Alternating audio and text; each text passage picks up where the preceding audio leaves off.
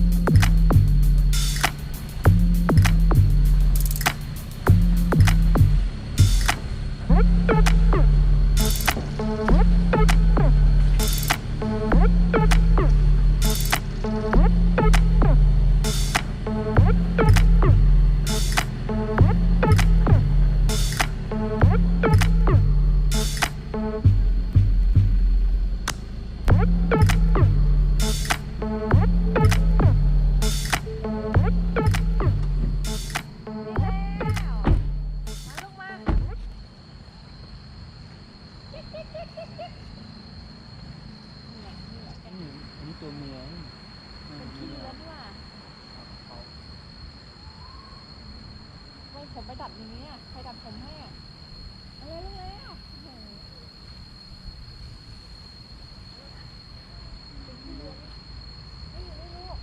ทำไมมันชอบเอากับเขาวะ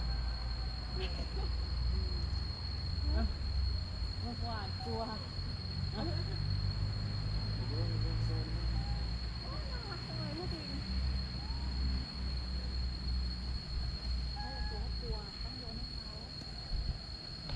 เอาลูกอ่ะดิงนะลูกเขากลัวแย่งลูกเขาไปนี่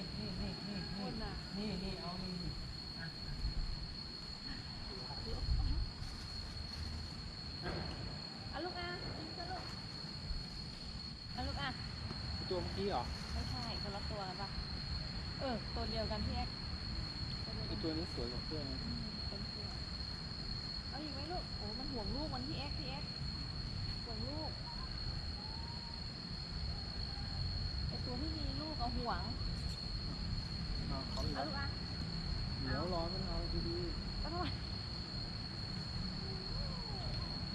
ลูกอ่ะ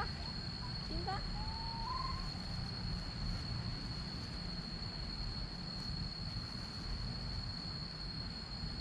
มันห่วงลูกมันจริง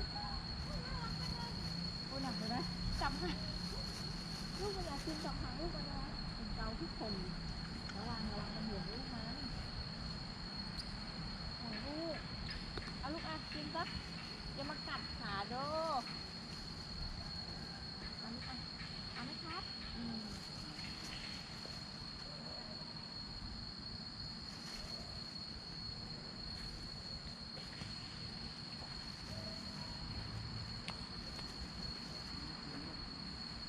ดู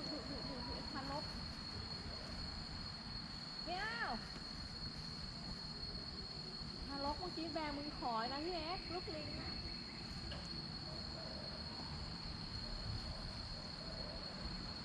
ได้กินกันทั่วหน้าหรือยัง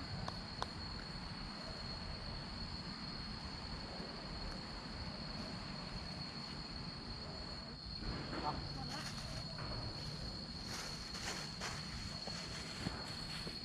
บ๊ายบาย กลับแล้วนะคะ